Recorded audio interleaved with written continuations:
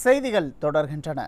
திமுக அரசு மீது மக்கள் கொந்தளிப்பில் உள்ள நிலையில் அதை சரி செய்வதற்கே ஒரே ஆண்டில் திட்டங்களை நிறைவேற்ற முடியாது என்ற சூழலில் 2026 தேர்தலை முன்னிட்டு திமுக அரசு புதிய திட்டங்களை பட்ஜெட்டாக தாக்கல் செய்துள்ளதாக எதிர்க்கட்சித் தலைவர் எடப்பாடி கே பழனிசாமி சாடியுள்ளார். இது தொடர்பாக சென்னை தலைமைச் செயலகத்தில் செய்தியாளர்களை சந்தித்து பேசியதை தற்போது பார்க்கலாம். பல முக்கிய அறிவிப்புகளை வெளியிட்டிருக்கிறாங்க. இதெல்லாம் ஏற்கனவே அனைத்து இந்திய அண்ணா திராவிட முன்னேற்ற கழக ஆட்சியில் தொடங்கப்பட்டு செயல்பட்டு வருகின்ற திட்டங்கள் தான். எந்த ஒரு புதிய திட்டம் கிடையாது. இன்னைக்கு பட்டா புதுசாக கொடுக்குறேன்னு சொல்லியிருக்காங்க 5 லட்சம் பேருக்கு. ஏற்கனவே அனைத்து இந்திய அண்ணா திராவிட முன்னேற்ற கழக ஆட்சி இருக்கின்ற பொழுது சுமார் 25 லட்சம் பட்டாக்கள் நாங்கள் வழங்கியிருக்கிறோம். அதோட பல்வேறு துறைகள், இன்றைக்கு 1 லட்சம் வீடுகள், புதிய கூட்டுக்குடி திட்டங்கள், ஊரக பகுதியில் 2300 கிராமங்கள் வளர்ச்சி நிதி, புதிய கிராமச்சாலை மேம்படுத்துதல், சென்னைக்கு அருகில் 2000 ஏக்கரில் நினைக்கிறேன் புதிய நகரம் ஒன்று அமைக்கப்படுதா சொல்லியிருக்கிறாங்க. அதெல்லாம் அதிமுக ஆட்சியில் திட்டமிடப்பட்டது தான்.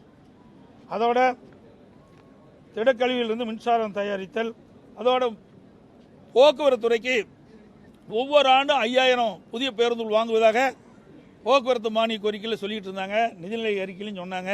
ஆனால் புதிய பேருந்துகள் வாங்கினதா இல்லை. கடந்த மேதக ஆளுநர்கள் கூட சுமார் 3600 பேருந்து தான் இதுவரைக்கும் வாங்கியிருக்கிறாங்க. இப்போ புதிய பேருந்துகள் வாங்குவதற்கு 3000 கோடி ரூபாய் ஒதுக்கப்பட்டதாக இன்றைக்கு பட்ஜெட்டில் அறிவிச்சிருக்கிறாங்க. இதையெல்லாம் வெற்றி அறிவிப்பாக தான் பார்க்கப்படுகிறது. திருக்குறளை மேலும் உலக மொழியில் மொழிபெயர்ப்பும் என்ற அறிவிப்பு புதிதாக எதுவும் இல்லை, ஏற்கனவே இருக்கிறது தான். அதை தொடர்ந்து வேறு எதுவுமே கிடையாது. வேலைக்கு செல்லும் மகளிருக்கு தங்கு விடுதி ஏற்கனவே அனைத்து இந்திய அண்ணா திராவிட முன்னேற்ற கழக ஆட்சியில் அந்த தங்கு விடுதியை நாங்கள் ஏற்படுத்தி கொடுத்தோம். அதைத்தான் தொடர்றாங்க. அதுபோல் புதிய கலை மற்றும் அறிவியல் கல்லூரி சொன்னாங்க. அது ஏற்கனவே அனைத்து இந்திய அண்ணா திராவிட முன்னேற்ற கழக ஆட்சியில் புதிய கலை மற்றும் அறிவியல் கட்டி கொடுத்தோம். பொறியியல் கல்லூரி கொடுத்துருக்கோம், வேளாண்மை கல்லூரி கொடுத்துருக்குறோம், கால்நடை மருத்துவக்கல்லூரி ஆராய்ச்சி நிலையம் கொடுத்துருக்குறோம், புதிய மருத்துவக் கல்லூரி மருத்துவமனையோடு கொடுத்துருக்குறோம், பாலிடெக்னிக் கல்லூரி கொடுத்துருக்குறோம், இப்படி ஐடி கல்லூரி கொடுத்துருக்கோம். இப்படி நிறைய கல்லூரிகளை அரசாங்கம் அதிமுக அரசாங்கம் அது ஏற்கனவே எங்களுடைய ஆட்சியில் தொடர்ந்தது தான். காலை உணவு திட்டம் நான் முதலமைச்சர் இருந்தபோது ஆரம்பித்தோம். அது ஆரம்ப காலகட்டமாக இருந்தது. ஆட்சி மாற்றம் ஏற்பட்ட போது இப்போ தொடர்றாங்க. அது ஒரு புதிய திட்டம் அல்ல. அதோட திமுக தேர்தல் அறிக்கை 187 பார்த்தீங்கன்னா 3 லட்சம் பேர் இன்றைக்கு காலி அரசு பணியிடங்களை நிரப்புவதாக சொன்னாங்க. 3 லட்சம் காலி அரசு பணியிடங்கள் நிரப்புவதாக சொன்னாங்க. அறிவிப்பு எண் 187. இன்று வரை 57,000 பேருக்கு தான் அரசு காலி பணியிடங்களை நிரப்பியிருக்கிறாங்க. அவர்கள் அறிவித்தது 3,50,000 அரசு காலி பணியிடங்கள் நிரப்பப்படும் என்று அறிவிப்பு கொடுத்தாங்க. அதோட அரசு சார்ந்த நிறுவனங்கள் அதில் 2 லட்சம் காலி பணியிடங்கள் அதை நிரப்புவதாக சொன்னாங்க. அதில் எந்த அறிவிப்பும் இல்லை. இப்பொழுது இருக்கின்ற அறிவிப்பு 40,000 பேர் புதிய காலி அரசு பணியிடங்கள் நிரப்புவதாக சொல்லியிருக்காங்க. ஆக 4 ஆண்டு காலமாக 57,000 பேர் தான் நிரப்பப்பட்டிருக்கிறாங்க. அதுவும் நீங்கள் பார்த்தீங்கன்னா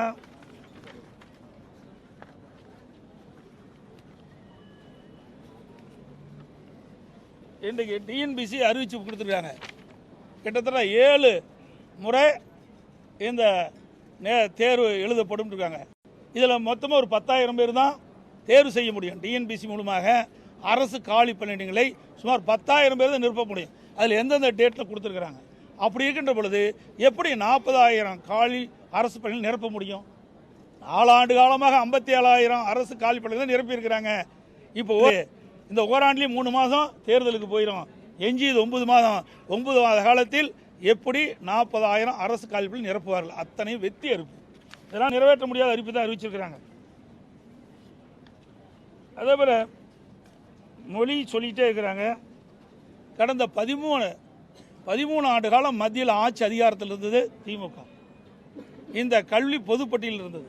அதை மாநில பட்டியலுக்கு அதை மாற்றிருக்கலாம். அதை செய்ய தவறிய காரணத்தில் தான் இது மொழி பிரச்சனை ஏற்பட்டு நம்ம எவ்வளவு போராடி கொண்டிருக்கின்றோம். ஆனால் மத்தியில் ஆட்சி அதிகாரம் வருகின்ற பொழுது அதுதான் அவருக்கு தேவைப்படுது. அது குடும்ப உறுப்பினர் தான் வருவாங்க, மற்ற யாரும் வருவாங்க. ஆகவே தமிழ்நாட்டு மக்களுடைய பிரச்சனையை அப்பொழுது இதை தீர்த்திருக்கலாம்.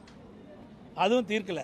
அதோட 13 ஆண்டு காலம் மத்தியில் ஆட்சி அதிகாரம் இருக்கும்போது இன்றைக்கு பல்வேறு மாநிலங்களில் சிறப்பு நிதி பெறாங்க.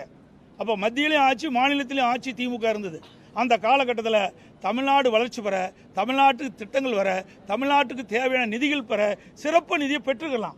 ஏன்னா அந்த வாய்ப்பு அவர்கிட்ட இருந்தது, அதையும் விட்டுட்டாங்க. இன்றைய தினம் நாடாளுமன்ற தொகுதி மறுசீரமைப்பை பற்றி பேசிட்டு இருக்கிறாங்க. இது பல்வேறு மாநிலத்தில் இருக்கிற பிரச்சனை. அதை இன்னைக்கு மக்கள் மத்தியில் மிகப்பெரிய கொந்தளிப்பு ஏற்பட்டிருக்குது. திமுக அரசு மீது மக்கள் மீது கொந்தளிப்பு ஏற்பட்ட மிகப்பெரிய கொந்தளிப்பு.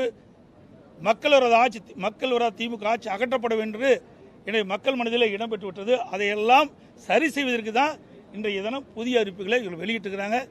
இருந்தாலும் இந்த ஓராண்டுகள் காலத்தில் இந்த அறிவிப்பு எதுவுமே நிறைவேற்ற முடியாத சூழ்நிலை தான் இருக்குது. எப்படி நிறைவேற்ற முடியும்? 4 ஆண்டு காலம் எதுவுமே அறிவிக்கல. இப்போ 2026 தேர்தலை முன்னிட்டு புதிய அறிவிப்புகளை வெளியிட்டு மக்களை சமாதானப்படுத்தி வாக்குகளை பெறுவதற்காக இந்த அறிவிப்புகளை வெளியிட்டிருக்கிறாங்க. இத்தனையும் இந்த அறிவிப்புகள் அத்தனையுமே வெற்றி அறிவிப்பாக தான் பார்க்கப்படுகிறது. நீ அதை எப்படி நான் சாத்தியமாகும்? இன்றைக்கி அறிவிப்பு வெளியிட்டு இதுக்கு டெண்டர் கொட்ட வேணும். இதுக்கெல்லாம் எவ்வளோ நிதி இருக்குது? இப்போ இருக்கின்ற அறிவிப்புக்கே கடன் வாங்கி தான் இந்த திட்டத்தை நிறைவேற்ற முடியும். ஆக இவங்கள வெறும் அறிவிப்பு கொடுத்துருக்குறாங்க. மாணவர்களுடைய வாக்குகளை பெறுவதற்கும் பெற்றோருடைய வாக்குகளை பெறுவதற்கும் ஒரு தந்திரமாக ஒரு அறிவிப்பை வெளியிட்டிருக்கிறாங்க. ஏன்னா இதையெல்லாம் ஒரு டெண்டர் இந்த அறிவிப்பை நடைமுறைப்படுத்த வேண்டும் என்று சொன்னால் இதுக்கு நிதி ஒதுக்கணும், அப்புறம் டெண்டர் கோரணும், அப்புறம் தான் இறுதி செய்யப்பட்டு மாணவர்களுக்கு கொடுக்க முடியும். எப்படி இவரை கொடுக்க முடியும்? ஏற்கனவே தமிழ்நாடு கடலில் தத்தளிச்சிட்டு இருக்குது. ஏற்கனவே அறிவிக்கப்பட்ட திட்டங்களுக்கே நிதி கிடையாது. கடன் வாங்கி தான் இவர்கள் செலவு பண்ண முடியும். அப்படிப்பட்ட சூழ்நிலையில் இந்த அறிவிப்புகள்லாம் வெற்று அறிவிப்பாக தான் பார்க்கப்படுகிறது. இவர்கள் அறிவிக்கின்ற தற்போது பட்ஜெட்டில் அறிவிக்கப்பட்ட அறிவிப்புகள் எதுவுமே நிறைவேற்றப்பட முடியாத ஒரு சூழ்நிலை தான் இருக்குது. அதுதான் அப்படி தான் பார்க்கப்படுகிறது. இது வெறும் 2026 தேர்தலை நோக்கி பட்ஜெட்டில் அறிவிக்கப்பட்ட அறிவிப்பாக தான் பார்க்கப்படுகிறது. ஒவ்வொரு மாற்றத்தை கொண்டாந்து பேசுகிற பொருள் ஆக்கணும். ஏன்னா அவர் செஞ்ச தப்புகளை மறைப்பதற்கு இப்படிப்பட்ட லோகோ வெளியிட்டிருக்கிறாங்க. இந்த ஆட்சி மீது மக்களுக்கு மிகப்பெரிய வெறுப்பு உணர்ச்சி ஏற்பட்டு விட்டது.